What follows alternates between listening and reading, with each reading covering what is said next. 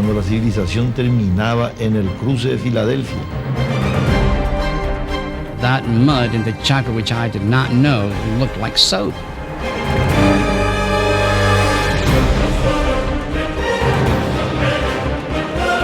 We actually lacked experience concerning what to take. Our tires were actually racing La tires. primera etapa quedó marginada 50%.